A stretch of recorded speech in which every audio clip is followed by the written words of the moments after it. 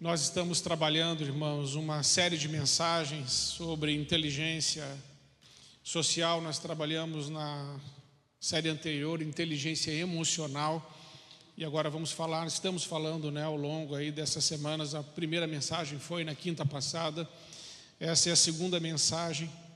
Pode passar para mim, Pedrinho. Quando os fundamentos são destruídos, o que poderá fazer o justo? Então aqui Davi está trazendo para a gente essa questão importantíssima. E quando nós olhamos a sociedade que nós estamos vivendo hoje, sabemos que os sociólogos e os filósofos, os estudiosos falam que estamos vivendo um tempo, nessa era chamada pós-moderna, ou ainda modernidade tardia.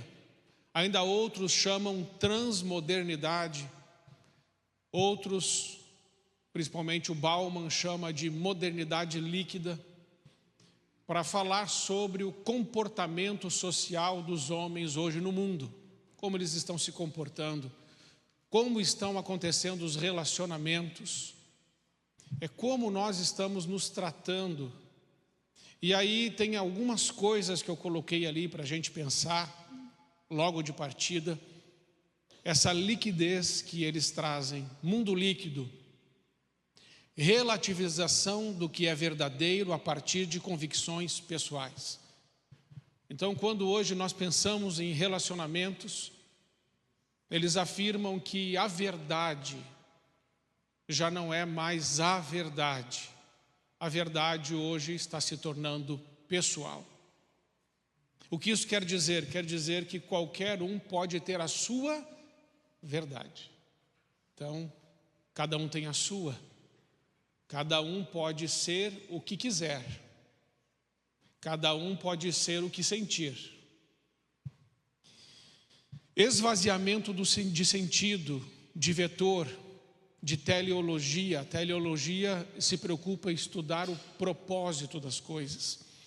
E eles dizem que há um esvaziamento, então, de propósito. São coisas que caracterizam o tempo que estamos vivendo. Os fundamentos estão sendo destruídos. E o que Davi diz é que quando os fundamentos são destruídos, não há muito que o justo possa fazer. Relacionamento líquido, sem fronteiras, sem moldura, sem forma, sem verdade. É o relacionamento onde nada fica muito claro. E não há um limite estabelecido, não há fronteira, não há moldura. É aquela liquidez que eles estão trazendo, que para onde os nossos relacionamentos estão indo, se já não foram. Fé líquida, até a fé. Deus criado à imagem e semelhança do homem. Não é mais o homem criado à semelhança de Deus, mas agora está mudando. Cada homem ou cada grupo está criando um Deus à sua imagem e à sua semelhança.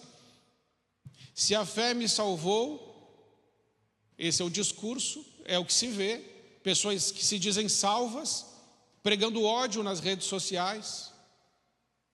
Eu posso deletar uma pessoa hoje, nesse tipo de relacionamento, sem confronto, sem olho no olho, sem trauma, sem problemas. Eu simplesmente deleto. É religioso na retórica, mas é pagão na atitude. Customização da fé. Deus não pensa diferente de mim. Sempre realiza o que eu quero. Seja feita a minha vontade. Não preciso negociar o meu narciso. Eu vivo na sala do espelho, ou seja, é sobre mim. É sobre o que Deus vai fazer por mim. É sobre o que Deus vai fazer através de mim. É sobre esse Deus que eu idealizei, que eu criei e que eu tenho Ele para mim. É para esse lugar que estamos caminhando. A palavra de Deus, o apóstolo Paulo, lá em Gálatas 2:20, fala assim: Estou crucificado com Cristo. Logo, não sou eu quem vivo, Cristo vive em mim. E a vida que presente vivo na carne, vivo na fé no Filho de Deus, que me amou e que se entregou por mim. O apóstolo Paulo diz que ele não vive mais, é Cristo que vive nele. Isso a Bíblia chama de kenosis, que é quando eu me esvazio de mim para ser enchido ou preenchido por Deus. Aonde eu reconheço na kenosis que eu sou pó, que eu sou falho, que eu sou pecador, que eu preciso da graça de Deus, que eu preciso do perdão de Deus, que eu preciso da cura de Deus, que eu preciso da restauração que vem de Deus, que eu preciso da restituição que vem de Deus, que eu preciso desesperadamente de Deus. Kenosis. É como disse Agostinho: o meu coração só descansa em Ti, Senhor. Porque somente o Senhor pode preencher esse vazio que tem dentro de mim. Somente o Senhor pode dar sentido à minha vida e à minha história. Somente o Senhor pode dar propósito à minha existência. Isso é kenosis. É o esvaziamento do homem para que ele seja preenchido, enchido, cheio do Espírito Santo. Mas hoje se vive a antikenosis, que é o enchimento de mim mesmo por mim mesmo. Eu estou cheio de mim. E aqui volta um egocentrismo piorado, porque é o egocentrismo que aceita a espiritualidade, que não nega a Deus, que quer Deus, mas é um Deus que vai satisfazer os desejos, as paixões. É uma geração sem fundamento. E aonde não há fundamento, não haverá relação sólida. Pessoas serão descartadas simplesmente porque eu não sinto mais que gosto de você. Eu gostava de você, mas agora estou sentindo que o que eu sentia por você acabou, então o relacionamento chegou no final porque eu senti. Se relacionamentos forem construídos em cima de sentimentos, quanto tempo eles vão durar? Se relacionamentos forem construídos em cima de paixões e desejos, eles já estão fadados ao fracasso. A palavra de Deus nos compara ao cedro do Líbano. Eu gosto disso, porque quando você estuda sobre o cedro do Líbano, ele fala que nós, que somos comparados com o cedro do Líbano, o cedro do Líbano, depois que você planta ele, durante 5 anos, ele cresce só 15 centímetros. Então, para cima da superfície, você tem só 15 centímetros de cedro. 5 anos que está plantado. Mas para baixo da terra, você tem mais de 5 metros. Ele está bem fundamentado. Ele está bem enraizado. Você não consegue arrancá-lo. Ele está firme. E os estudiosos dizem que as raízes do cedro procuram a rocha, as pedras, para se enroscarem nela e se firmarem ali e continuam descendo até chegar às águas. E nós sabemos que um símbolo para o Cristo é rocha e que um símbolo para a água é o Espírito Santo. E por isso nós somos comparados ao cedro do Líbano, porque Deus se preocupa mais com o nosso crescimento nele, enraizados em Cristo e buscando o Espírito Santo, do que um crescimento superficial. Ou como podemos comparar essa geração? Uma geração que cresce 15 centímetros para baixo, 5 metros para cima. Ao contrário, qualquer vento vai derrubar. Qualquer coisa vai fazer a casa cair. Então nós precisamos começar a entender hoje que o mundo que nós estamos vivendo é um mundo que não valoriza mais um relacionamento sólido, um relacionamento onde tem valores, onde tem princípios, onde tem ética e onde tem moral. não valoriza mais. A ética hoje é a ética de cada um, a moral é a moral de cada um, o Deus é o Deus de cada um, e os valores são os valores de cada um. Onde vamos parar com isso? Isso é burrice social, isso não é inteligência social. É claro que isso vai trazer o caos, vai descaracterizar a família, vai destruir os fundamentos, vai destruir tudo, porque quando a família é destruída, então não sobra nada. Então nessa primeira parte nós precisamos olhar para isso e fazer uma reflexão. E a reflexão que precisamos fazer é quanto tempo nós, em primeiro lugar, estamos passando conosco mesmo. Porque um jornal britânico publicou faz pouco tempo que uma moça conseguiu, uma menina, mandou mais de 5.000 mensagens em um mês. E eles fizeram as contas. E as contas ficaram assim, essa menina estava mandando uma mensagem a cada 10 minutos no celular. Por 24 horas. Então, ela não tinha tempo durante o dia, nem durante a noite, se fosse dividir desta forma, para conversar com ninguém, para estar com ninguém, para compartilhar nada, porque ela estava ali com aquele aparelho, com aquela conexão, e hoje há um medo de perder conexão, essa conexão virtual. E quando estamos sozinhos, coloca para mim o Salmo 42, 5. O salmista ensina para nós uma lição muito preciosa ali, e eu acho que é algo que nós precisamos resgatar. O Salmo 42, 5 diz assim: por que está abatido a minha alma? E por que te perturba dentro de mim? Faz quanto tempo que você não conversa com a sua alma? Faz quanto tempo que você não conversa com você mesmo? Ah, pastor, esse negócio de conversar consigo mesmo é papo de doido. Não, não é.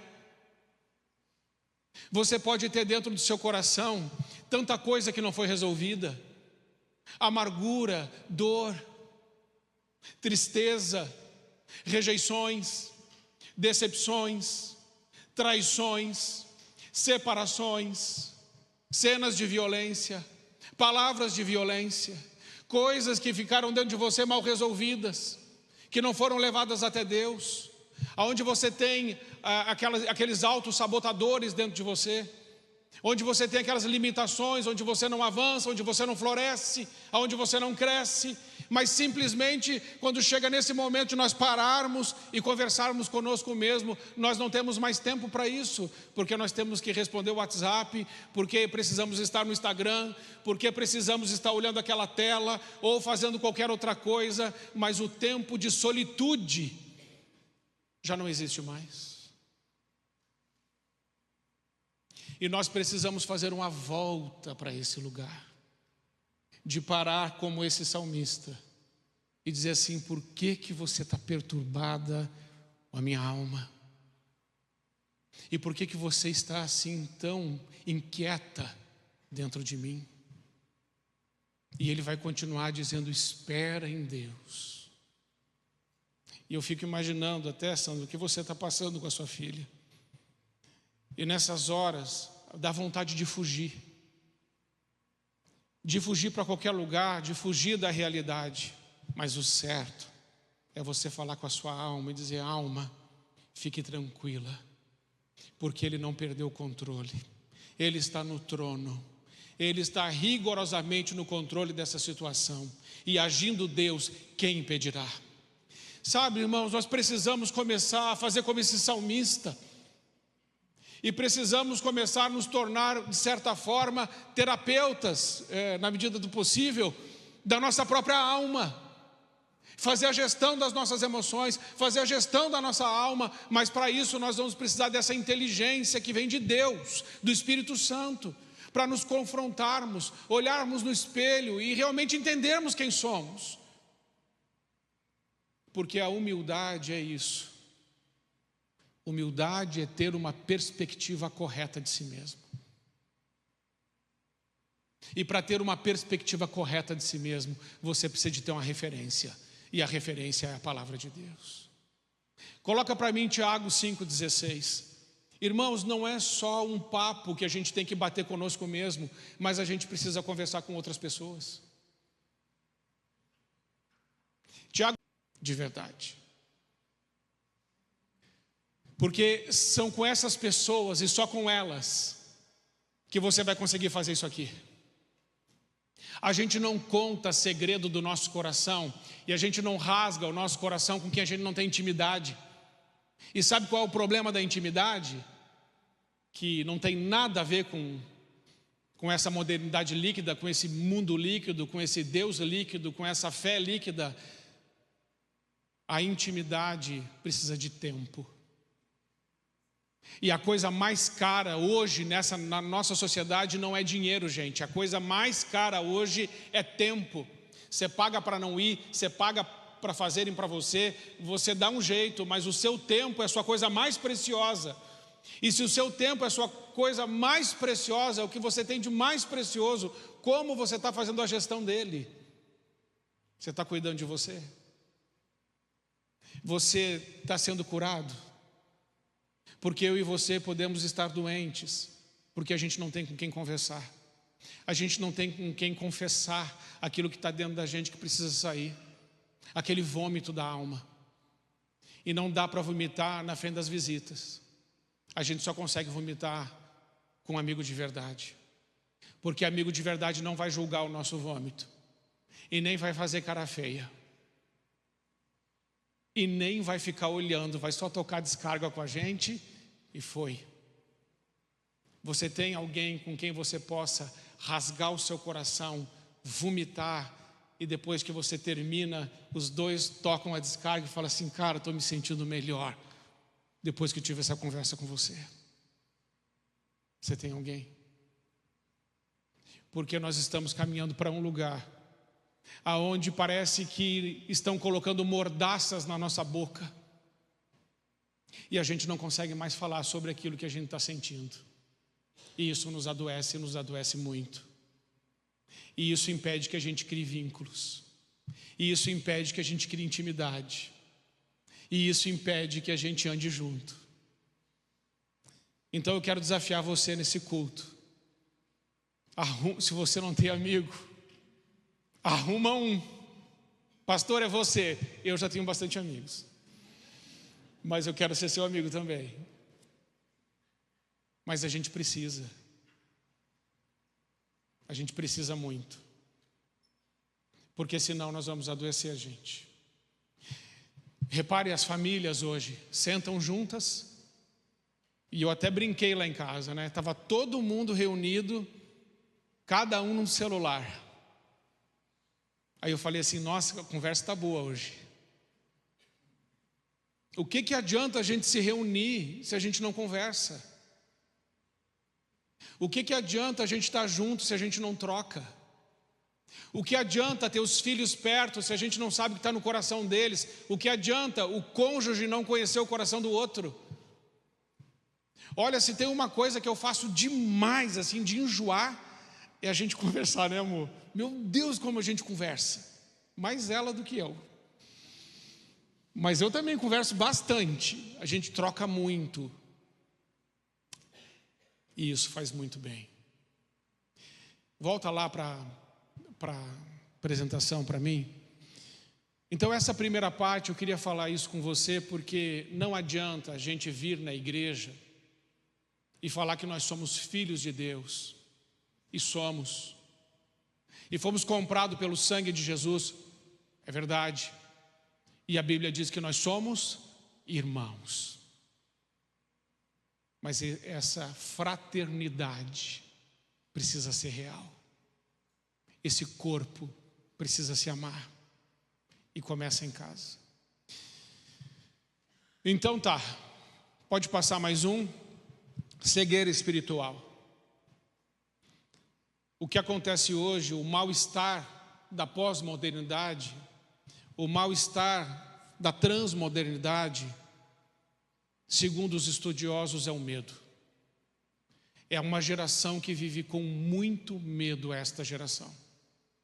E para mim a causa desse medo é a ignorância. Ignorância não no sentido pejorativo, mas ignorância no sentido de ignorar. De ignorar a Deus, de ignorar a si mesmo, de ignorar o próximo. Esta ignorância. E esta ignorância tem causa. A palavra de Deus diz: nos quais o Deus deste século, ou deste mundo, cegou os entendimentos dos incrédulos, para que não lhes resplandeça a luz do evangelho da glória de Cristo, que é a imagem de Deus. Oséias diz: o meu povo foi destruído porque lhe faltou o conhecimento. Porque tu rejeitaste o conhecimento, também eu te rejeitarei. E a melhor tradução para esse conhecimento não é se debruçar simplesmente em cima da Bíblia e ficar lendo.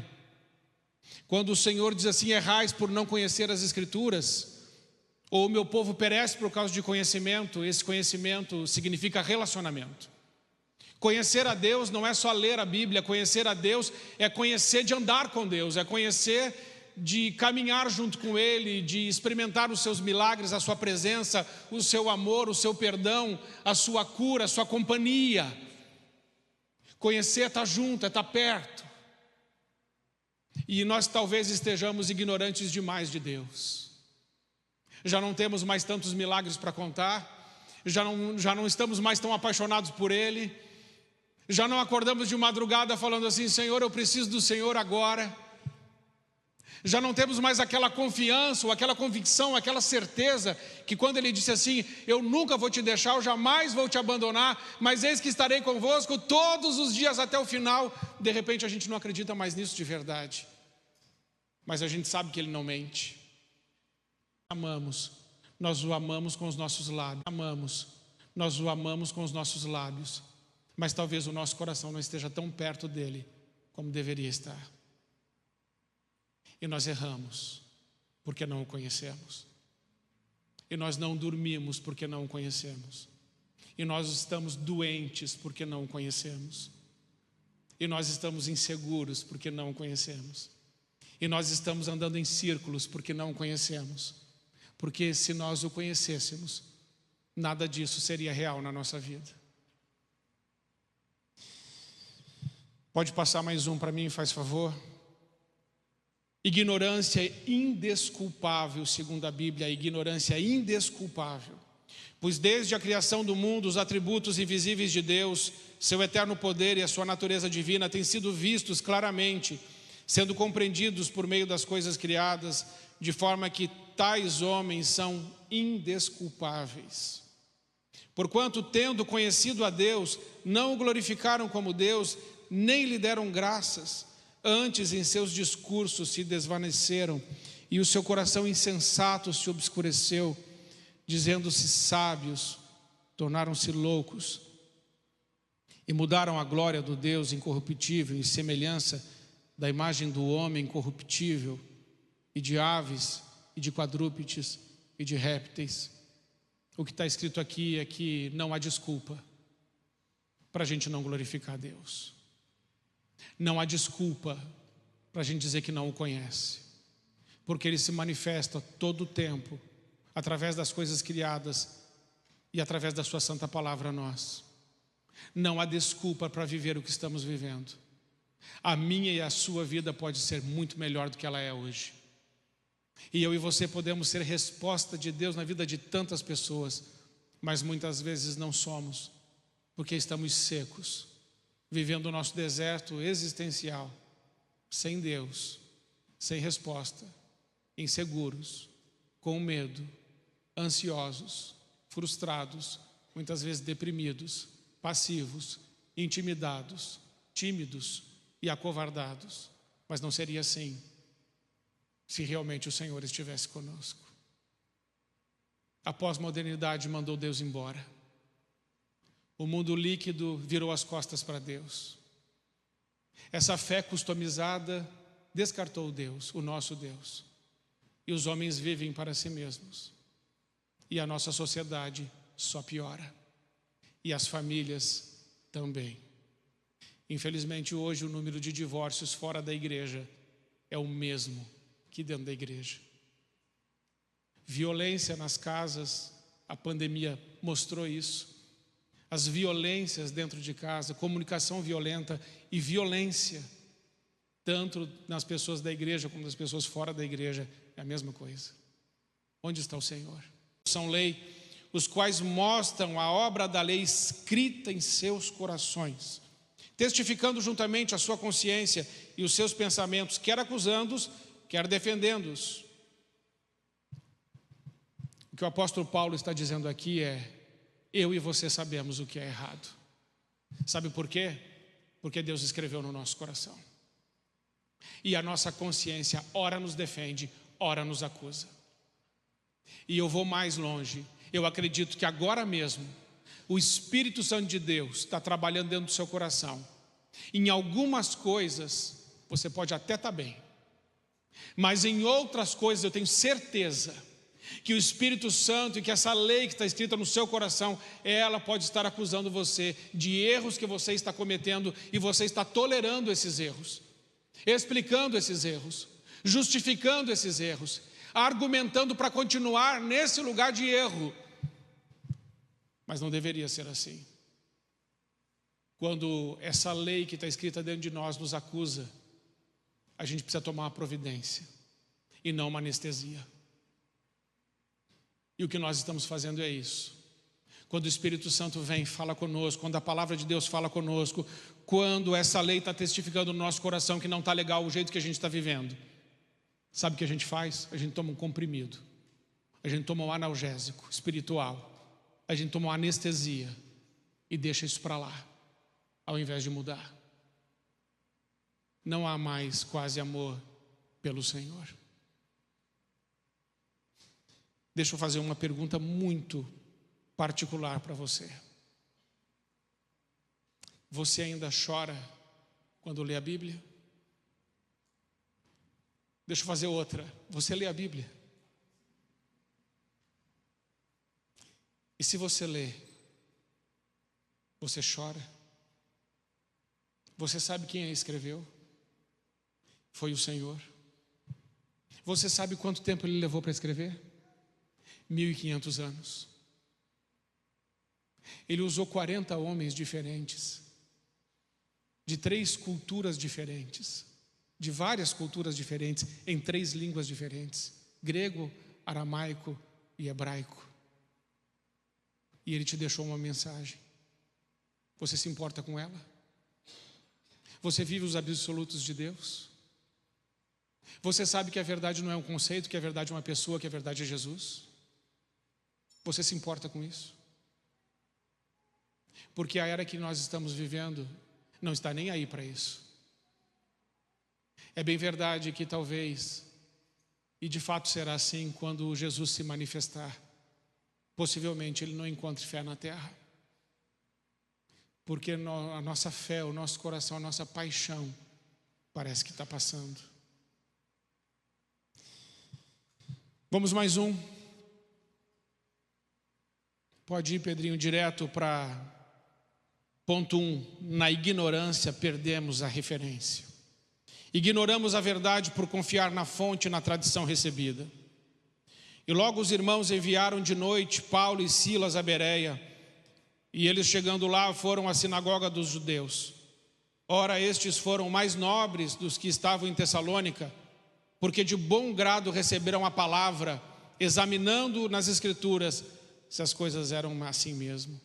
Paulo está fazendo um elogio aos bereanos e dizendo: bereanos, como vocês são bons, porque tudo que eu falei vocês foram examinar nas escrituras para ver se era assim. Sabe o que é isso? Fundamento, solidez, segurança.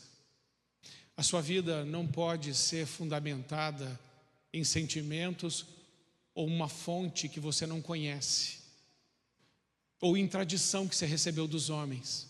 A palavra de Deus diz que tem que ser na verdade, porque se não for na verdade vai desmoronar. Escute, preste atenção. Tudo que você constrói na sua vida fora da verdade, que é Deus, que é Jesus, que é a palavra de Deus, o que você construir fora disso vai cair. E talvez você olhe na sua vida e diga assim: verdade, pastor, já vi cair, já fiz e não deu certo, e estou vivendo isso. Por quê? Porque Paulo elogia os bereanos, porque eles foram examinar lá.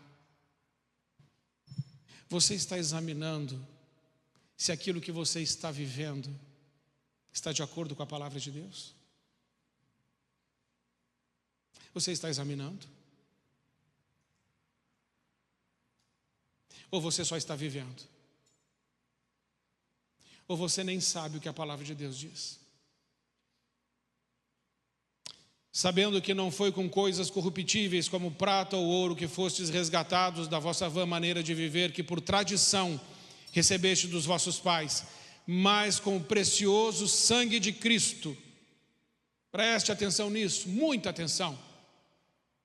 Você não irá entrar no céu porque confiou numa tradição, numa vã tradição, diz o apóstolo Pedro, que recebeste dos vossos pais. Ele está dizendo isso. Não confie na tradição. Confie em Jesus Cristo e confie na palavra de Deus. Porque Jesus Cristo disse: eu sou a ressurreição e a vida. Quem crer em mim, ainda que esteja morto, viverá. Mas aquele que não crer em mim, este morrerá. Jesus não dá vida.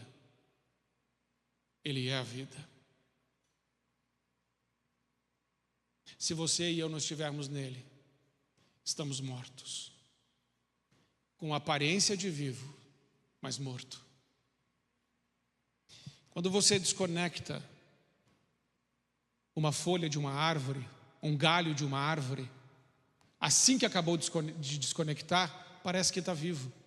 Quando você tira um fruto e desconecta da árvore, parece que está vivo. Espera, e você vai ver aquele galho apodrecer. Você vai ver aquela folha ficar enferrujada e ela vai virar pó. Tudo que se desconecta morre. A nossa vida está em Deus, a nossa vida está em Cristo. Não se desconecte. Nada podeis fazer.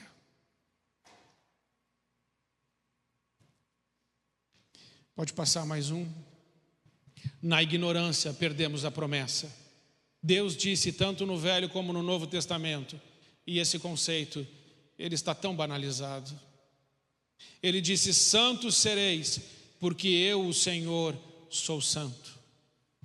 Eu queria que você entendesse isso hoje. Nessa pós-modernidade que estamos vivendo, a palavra santo, as pessoas não sabem nem o que é isso. Santo significa separado, consagrado, propriedade exclusiva dele. Se você entregou sua vida a Jesus, saiba de uma coisa: você é santo. Porque quando Jesus morreu naquela cruz por você, Ele te separou da morte para a vida, Ele te separou das trevas para a luz, Ele te separou do ódio para o amor, Ele te separou da dúvida para a fé, Ele te separou da orfandade para você ser chamado filho e filho de Deus. Ele fez isso. Ser santo é ser separado por Ele, para Ele. Santidade nunca foi mérito. Santidade nunca foi conquista do homem. Santidade é conquista de Deus para nós. Ser santo significa ser separado. É isso que significa ser santo. E o Senhor disse: santos sereis, porque eu sou santo. E talvez você olhe no espelho e diga assim: pastor, eu não tenho cara de santo, eu não sou santo. Se o senhor visse as coisas que eu faço, então pare de fazer. Peça perdão, se arrependa e entenda o que Deus disse: você é santo dele. Deixa eu te explicar melhor, passa mais um. Olha o que o apóstolo Paulo diz para as pessoas dessas igrejas, Corinto, Éfeso, enfim, todas. A igreja de Deus que está em Corinto, aos santificados em Cristo Jesus, chamados santos. Você acha que a igreja de Corinto não tinha problema? Lá eles tomavam o vinho da ceia e comiam um pão antes dos outros chegarem. Paulo teve que escrever a carta para os irmãos pararem de se embriagar com o vinho da ceia e comer todo o pão antes dos outros chegarem. Um comportamento péssimo e reprovável. Contudo, Paulo os chama santos, porque santidade não é mérito, santidade é graça, é resultado da obra de Cristo naquela cruz por nós. Lá, com o seu sangue, Ele nos comprou, nos salvou, nos purificou e nos fez santos, separados, consagrados, propriedade dEle. Está escrito em 1 Coríntios capítulo 6, verso 18: não sabeis que fostes comprados com o precioso sangue de Jesus? Então somos santos, sim. Mas nunca foi mérito, nunca será mérito ser chamado santo. É isso que a Bíblia ensina. Por isso, cuidado com a tradição recebida e com o fútil procedimento que recebeste dos vossos pais, que o apóstolo Pedro disse ali atrás. Examine nas Escrituras o que Deus diz, porque você não é o que pensa que é. Você é o que Deus diz que você é, porque foi Ele que te criou. Viva a sua identidade certa, a identidade que Deus te deu, porque senão você vai viver uma confusão que esses estão vivendo hoje. Não sabem quem são, e aí são um monte de coisa. São L, são G, são B, são T, são Q, H, D, M, I, sei lá o que mais são, mas tudo que pensam que são, não são, porque somente aquele que cria pode dizer o que é, e você foi criado por Deus. É Ele que diz quem você é, não é você que diz. Não é a criatura que diz para o Criador quem ela é, é o Criador que diz para a criatura quem ela é. Então nós vemos aqui a igreja em Éfeso, aos santos, a igreja em Filipos, aos santos, a igreja em Colossos, aos santos. Pode passar mais um. E aí, os evangelhos e o próprio Cristo. Você tem uma identidade profética e você precisa fazer uso dela nesse tempo. Você é a luz. Você é a luz. E nós estamos vivendo coisas tão absurdas que eu vi uma pessoa religiosa dizendo sobre exorcismo que é bom que a pessoa durma à noite com uma frestinha aberta da janela para que entre um pouco de luz, porque daí o maligno não vai fazer alguma coisa. Eu falei, gente, que papo é esse? De onde essa pessoa tirou isso? Nós não precisamos que entre no nosso quarto uma frestinha de luz, para que o diabo, os demônios, ou seja lá o que for, não nos atormente. Nós precisamos entender o que saiu da boca de Jesus. E Jesus diz que nós somos a luz, e luz deste mundo. E se eu sou luz, não tem jeito, as trevas vão ter que recuar, quer queira, quer não. Então você não precisa ter medo do escuro, porque você é luz. Você não precisa ter medo do diabo, porque ele é trevas. Mas as trevas, diz a Bíblia, não podem resistir à luz. Se nós soubéssemos realmente quem somos, então faríamos a diferença que Jesus pediu para que fizéssemos. Você é luz. Como você está iluminando a vida das pessoas que estão próximas a você? Você é sal. Está ali. E quem foi que disse? Foi Jesus. Ele não mente. Mas você está salgando. Porque aonde a gente coloca o sal, a coisa para de apodrecer. Se você jogar sal na carne, a carne para de apodrecer, sim ou não? Sim. Tem alguma coisa tirando o podre perto de você, ou podre na sua vida? Então onde é que está o sal? E aonde você chega, a podridão para? Porque se você é um filho de Deus, e você está chegando num lugar podre, esse lugar podre vai parar de feder, porque você chegou. A conversa inconveniente vai parar porque você chegou. O pecado vai ser interrompido porque você chegou. E porque onde você chega, está escrito aqui, você também é templo do Espírito Santo, é 1 Coríntios 6,19. Aonde você chega, quem chega junto? Quem chega junto? O Espírito Santo chega junto. Por favor, não leve o Espírito Santo no motel, traindo sua esposa, o seu marido, ou fazendo sexo antes do casamento. Se você é cristão, deixe o Espírito Santo fora disso. Ou desista do Evangelho, não o leve. Tem um exemplo que eu gosto muito. Eu só estou pegando leve porque a Márcia pediu. Ela falou, pega leve, amor. Eu falei, vou pegar. Tem um exemplo muito bom. O cara estava andando de carro e tinha uma placa lá escrito assim, 80 por hora. E ele passou, 100. Aí o policial falou assim, fez assim, pode ir parando. Eles fazem assim, né? O cara parou, ele falou assim, o senhor não viu a placa? Ele falou, eu vi a placa, o que eu não vi foi o senhor. Eu e você temos passado em alta velocidade nas placas de Deus, porque a gente não está vendo Ele. Só que Ele está aqui. Só que Ele está contigo. Naquilo que você diz, naquilo que você faz, naquilo que você pensa, e eu também. Não é porque você não está consciente da presença dEle que Ele não está. Ele está. Ele é onipresente. Ele está contigo. Para onde você o tem levado? O que Ele tem ouvido? O que é que eu e você temos feito? Nós temos uma identidade e precisamos exercê-la mais do que nunca agora. Porque eu vou repetir o que tenho dito. Se o mundo está perdido, é porque a igreja perdeu a sua voz. Se o mundo não sabe para onde vai, é porque nós não estamos sinalizando para onde deve ir. Se não há limites mais, é porque nós não estamos dando. Se não há respeito mais, é porque nós estamos negligenciando. Se as coisas não estão mais direito, é porque a igreja não está fazendo o que deveria fazer. E a igreja somos nós.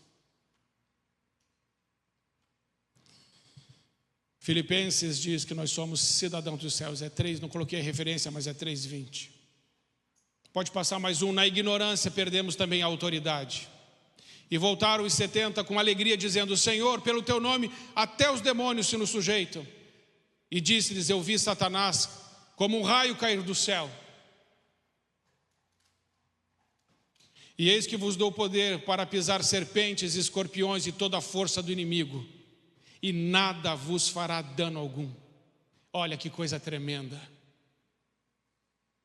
Nós estamos aqui para afugentá-lo, não para ter medo dele. Algumas pessoas insistem em me dizer, pastor, depois que eu vim para a igreja, entreguei a minha vida a Jesus, a minha vida piorou. Eu falei, não, põe a culpa em Deus não. Depois que você veio para a igreja, sua vida não piorou. Deus ligou a luz e mostrou o chiqueiro que você e eu estávamos vivendo. É que você não estava vendo. E você também não estava sentindo o cheiro, você já estava acostumado com aquela coisa horrível. Mas quando Deus entrou, Ele ligou a luz, tirou o negócio do seu nariz e falou, cheira, vê. Aí você fala, nossa, entreguei a minha vida para o Senhor, piorou. Não, eu só revelei o que já estava aí. Agora arregaça as mangas e começa a faxina. Deus não piora a vida de ninguém. Deus só melhora a nossa vida. Amém? Quando você entrega a sua vida a Deus, sua vida não piora. Você é santo. O seu acesso a Deus é direto. A Bíblia diz isso. Nós podemos entrar agora mesmo nos santos dos santos pelo sangue de Jesus e pedir socorro. Não precisamos de mediadores. A Bíblia nos ensina isso. Que só Deus é onisciente, onipresente e onipotente. Onisciente só Deus é. Não tem como, lá no dia de um santo famoso ou qualquer outro, tem 30, 50, 100 pessoas fazendo um pedido. Como que ele vai ouvir sem onisciência? Como que vai ouvir? Não vai. Não tem como. Onisciência é um atributo exclusivo de Deus. Então, se as pessoas estão fazendo pedidos aos santos, não serão ouvidas. Porque Deus disse, eu sou o único mediador. Jesus disse, eu sou o caminho, a verdade e a vida. Ninguém vem ao Pai senão por mim. Há só um mediador entre Deus e os homens. Faça uso disso. Não peça para ninguém fazer isso por você, nem para você. Fale você com Deus. Ele está querendo muito bater um papo com você. Eu creio. Não mande ninguém. Não peça para ninguém. Fale: Senhor, eu estou aqui. Sei que o Senhor me ouve. A minha vida é essa. Eu reconheço os meus pecados. Eu quero mudança. Ajuda-me. Se você for sincero, sincera, se você for honesto, honesta, Deus te responderá. Mas se você continuar ainda justificando, argumentando e explicando, você vai ficar no mesmo lugar. E a religião não pode te ajudar. Deus pode. Jesus não é uma religião, Jesus é uma pessoa. Trate-o dessa forma. Mais um é a nossa oração. Antes dela, você vai convidá-lo para ajudar a arrumar a bagunça. Mas sempre vai ser uma bagunça. Ele sempre vai te ajudar porque ele te ama, mas a bagunça vai sempre estar aí.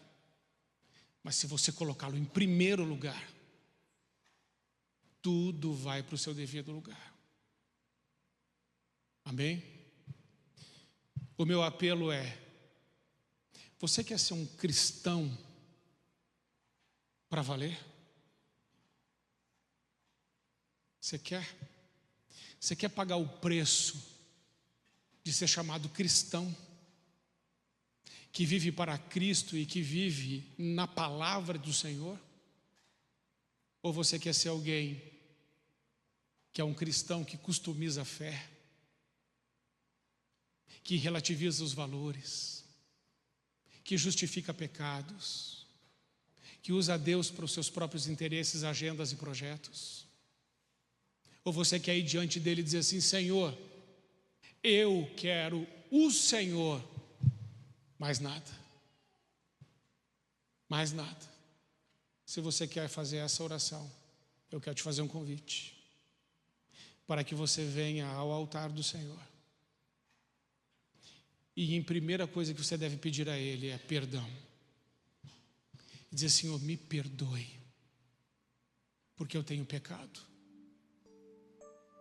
E tem só uma coisa que faz separação entre nós e o nosso Deus. Sabe qual é o nome? Pecado. Ou a gente manda o pecado embora, ou a gente manda Deus embora. O que é que você quer mandar embora? E depois, não é só ser livre do pecado, mas é também ser atuante como cristão. Chega de receber, está na hora de dar. Amém? Fique em pé. Se você quer fazer essa oração, deixe o seu lugar, venha até aqui à frente em nome de Jesus. Pastor, eu quero pedir perdão.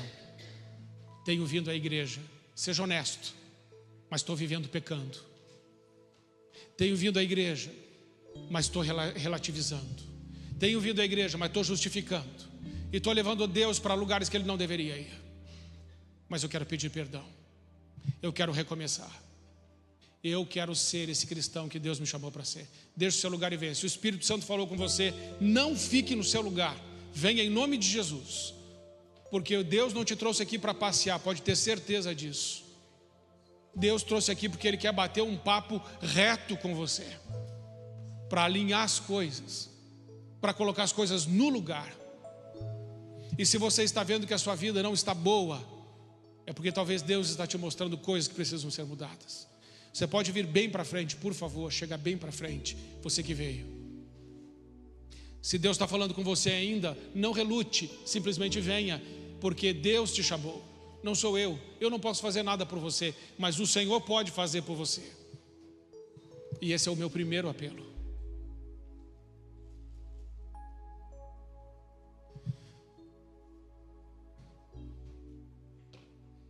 E por que está sendo hoje uma mensagem assim tão difícil, irmãos?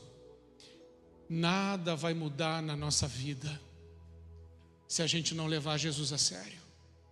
Não vai mudar. Esquece. Ninguém vai dar jeito, só Ele dá jeito. Em segundo lugar, você que está aí, é um cristão. Pastor, eu sou um cristão. eu estou fazendo o máximo para honrar o nome do meu Jesus. Mas você está salgando? Você está iluminando? Você está fazendo o que Jesus mandou fazer? Está fazendo discípulos? Porque a palavra de Deus é clara e é uma ordenança: ide e façam discípulos. Quantos discípulos você já fez? Ensinando-os a guardar tudo que o Senhor falou, levando-os ao batismo. Isso não é função de pastor, isso é função de cristão. Pense sobre isso. Podemos fazer mais. Mas os irmãos que estão aqui na frente, eu quero orar com os irmãos, porque eu também atendi esse apelo antes de pregar, porque reconheço também eu que preciso melhorar muito para estar alinhado com a palavra do Senhor. Pai, em nome de Jesus, nós estamos aqui como família, teus filhos, somos família. Nossos relacionamentos são sólidos porque são sobre a rocha. Senhor, nós não queremos o que o mundo tem para nos oferecer: os prazeres, a satisfação dos desejos, o narcisismo, a egolatria, o hedonismo, o egoísmo. Senhor, nós não queremos customizar a fé, não queremos, Senhor, relativizar a Tua palavra, a verdade. Nós queremos dizer nessa noite que primeiro o relacionamento que queremos consertar é o nosso relacionamento contigo. Porque se consertarmos contigo, consertaremos todo o resto. E queremos pedir perdão, Senhor, porque muitos de nós saem dos cultos para fazer aquilo que o Senhor reprova. Parece que ainda não entendemos a seriedade de tudo isso. Parece que ainda não entendemos a brevidade da nossa vida. Lidamos com as coisas como se fôssemos donos do tempo e da vida. Mas o Senhor pode nos chamar hoje. Louvado seja o Teu nome por essa oportunidade de conserto.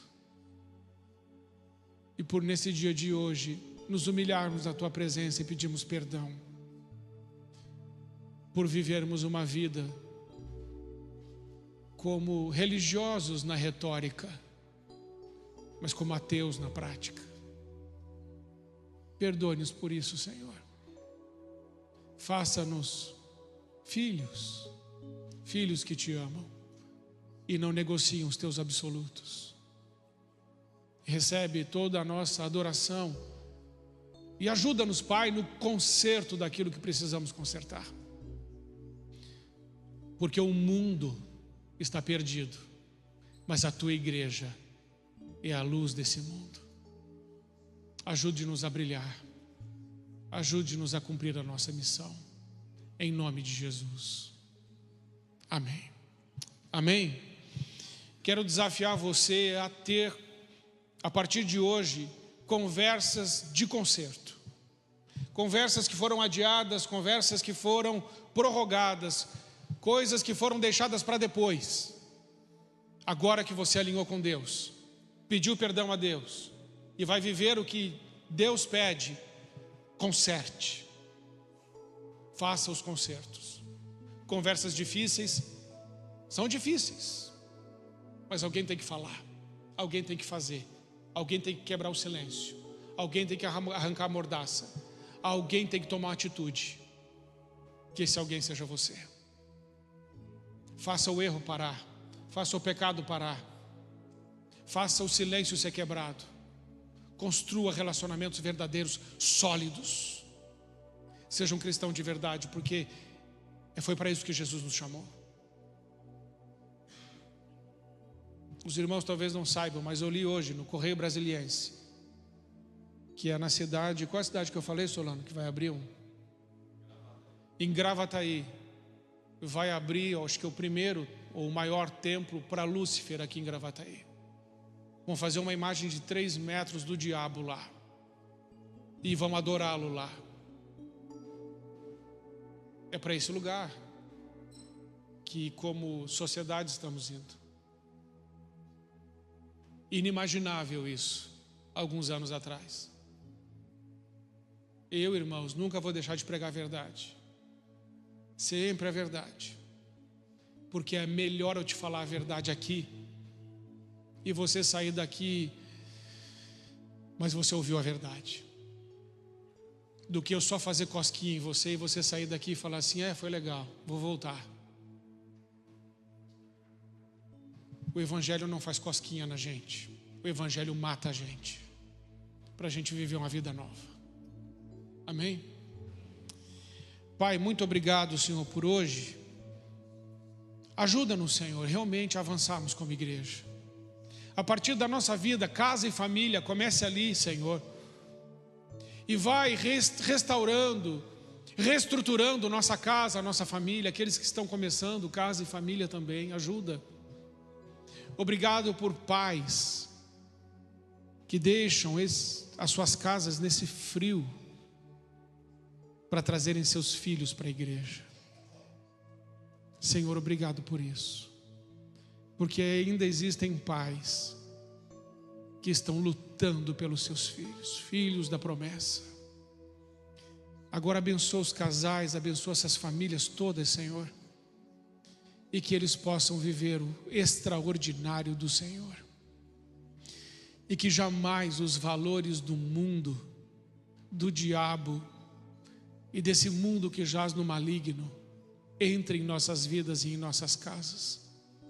Nós somos teus, vivemos para ti, voltaremos para ti, mas até que esse dia chegue, faça-nos, Senhor, resplandecer a tua glória nessa terra, e que possamos ter relacionamentos sólidos num mundo líquido.